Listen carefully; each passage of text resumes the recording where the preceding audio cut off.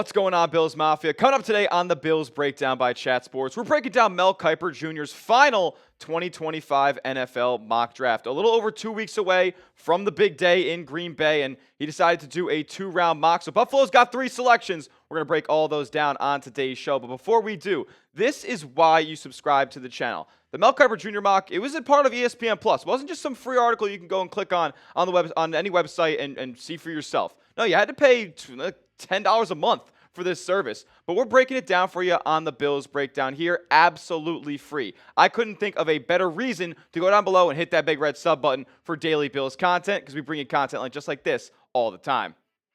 All right, let's go through the previous mock drafts by Mel Kiper leading up to now. He's gone. This is his 4th one of the year, and typically he's kept it to just 1 round 32 pick mocks to this point. So at pick number 30 for Buffalo in the past, Kiper has gone with Maxwell Hairston, the cornerback out of Kentucky. Also gone with Jahdae Barron, the CB out of Texas. Now, he's being mocked up very highly. He seems to be rising up draft boards into the early teens there. Maybe somebody that Buffalo, if they're in love with, would have to trade up for. And then Kenneth Grant, the D tackle out of Michigan, which has been kind of the most consistent player that Buffalo has been mocked at pick 30 for most of the pre-draft process. Now, as we head closer and closer to the NFL draft, a couple other names are getting shuffled in and out of there, but Grant, Barron, Maxwell are all 3 solid picks here. But for this final NFL mock draft from Mel Kiper, at pick 30, he decides to go back to the well and go with Maxwell Hairston, the speedy cornerback out of the University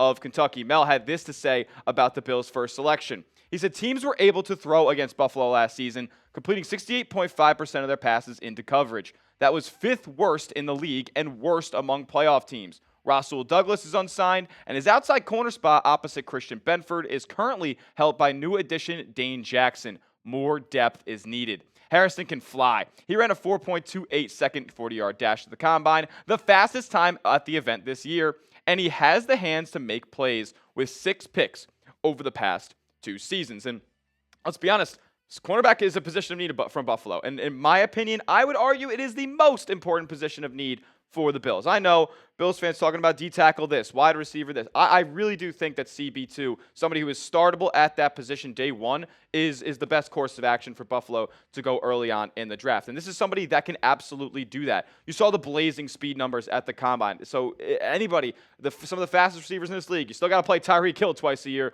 Like, you can match this guy up, and he's going to go step for step with those elite wide receivers. Had 5 PBUs, only 7 games played last year, so is coming off a bit of injury, but is somebody who I think has the intangibles and the traits physically to go out there and make it happen in the National Football League. And his numbers back in 2023, like, you could see that he was just going to continue to build upon those numbers. He's a ball hawk, man. He's able to get defensive touchdowns, able to get his hands on the football. And, I mean, like I said, he's an athletic freak. If you look at what he did in the combine this past year, I mean, my goodness. Keep in mind, the RAS score, relative athletic score, that's based on 0 through 10. Well, Harrison had a 9.6. Keep in mind, he's absolutely blazing speed during that 40-yard dash, 20-yard, 10-yard split. Excellent. His vertical jump, nearly a 40-inch vert at the cornerback spot. That is awesome, especially for a guy who's a little bit undersized at 5'11". And then you have, that broad jump over at 10 and basically just 10 inches flat. Very, very solid as well. So he can make up a lot of ground. And listen, at 30, when we think about the positions of need for Buffalo, cornerback's going to be pretty solid. You got guys like Harrison, you got Siobhan Revell Jr., you got Trey Amos as well. So there are names at the cornerback spot. There's also names at wide receiver. You can think about maybe Matthew Golden slips a little bit. Maybe they're thinking about Emeka Egbuka. Maybe they're thinking about Jaden Higgins if he continues to rise in the pre-draft process. And then D-tackle. You got Harmon from Oregon. You got Kenneth Grant. You got Walter Nolan. Like, there are going to be guys available for Buffalo at this spot at whatever position they decide to go with. It's just going to come down to them and their preference at the end of the day. But you get in the war room for me right now. What's your preference? What should Buffalo prioritize position need-wise at pick 30 in the NFL draft? Let me know in the comments by typing CB, DT, or WR for wide receiver. Let me know what you guys think Buffalo should go at in round 1. Moving on to round 2 now. They do address one of those positions of need once again, and they go D-tackle this time, taking Tyleik Williams, the national champ, out of the Ohio State University. Mel had this to say about the pick. He said, Williams is stout against the run, up the middle, but he also shows the quickness and suddenness to penetrate the backfield.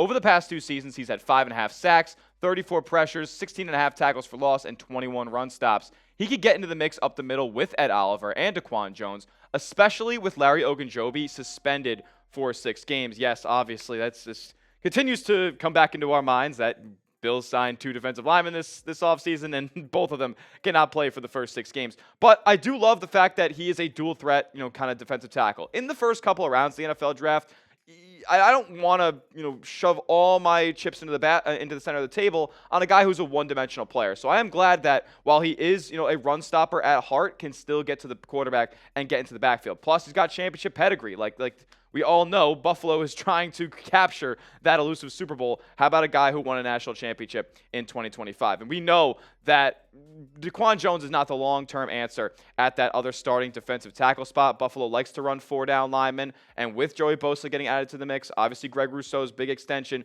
that's really the only hole there is that left defensive tackle spot. I do think Williams could step into that role pretty quickly, and then obviously you get Ogunjobi coming back into the mix in about mid-season. Obviously, the numbers are pretty solid for the most part in 2024. I mean, had the 2.5 sacks, had 21 pressures, was able to get his hand on the football for a PBU. Like, this is somebody who's constantly wreaking havoc in the middle of the line of scrimmage. And he's a consistent production over his career. Like, you see, like, he's just kind of a walking 20 pressures every single season. Like, he's able to get to the quarterback a little bit when that is an ability to happen for him, and 10 tackles for loss back in 2023. This guy makes stuff happen, and I like the fit for Buffalo, as they're going to need another run stopper. They're going to need somebody who can fill that hole in the middle of the defensive line, and I think Tyleik Williams is a solid name, even though there are a few that I would probably like over him, as Buffalo does have 10 picks in this draft. Think about Walter Nolan. Think about Harmon. Think about the possibility of Buffalo combining a couple of their picks that they have in this year to trade up for one of those more blue chip players at the D tackle spot.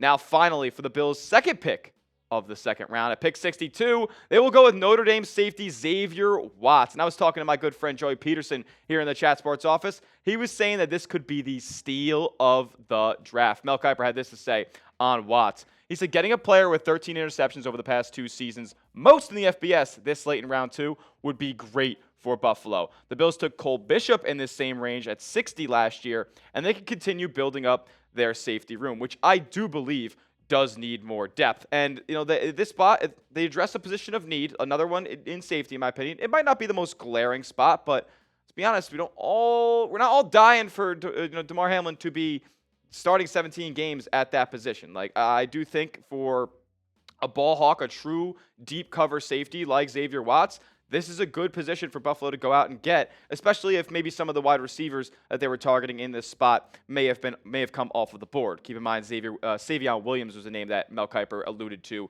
at this spot too. But I mean, this guy did not allow a touchdown in 2024. Allowed a QB rating of 30 in college. It's unbelievable. 6 picks, 16 PBUs, is able to make plays on the football. And this is somebody who's come up through Notre Dame, has been there his entire career, and has only gotten better with more opportunity as he's come into that full-time starter. 27 PBUs over the last 2 years is absolutely insane. And like I mentioned, Buffalo's safety room is not super deep at this point. You got DeMar starting at the free safety. Taylor Rapp coming back to start at that strong safety. And then you got Cole Bishop as a depth piece at this point. I want to see Cole Bishop kind of take that next step and jump into the starting safety role at some point this year, because we know about the injury concerns with Rapp. I want to see a new starting free safety by the end of 2025, and I do think that Watts could be that answer as somebody who's maybe kind of slipped down the draft order here, and safety is not the most prioritized position. People are saying that the Nick Emmanwori out of South Carolina has the highest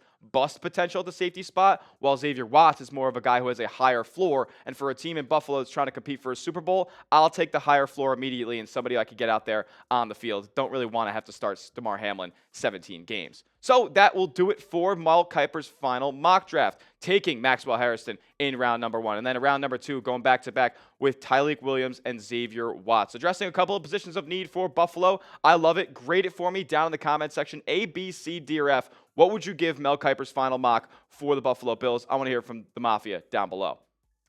And like I mentioned earlier, make sure you are subscribed. That will do it for today's edition of the Bills Breakdown by Chat Sports. For the best Buffalo Bills draft coverage on YouTube, we're keeping you tapped in with all the mocks, with all the visits, with all the insight about what Buffalo's front office is thinking heading into April's 24th draft. So keep us locked in. Hit that big red sub button. We'll see y'all in the next one. And as always, go Bills.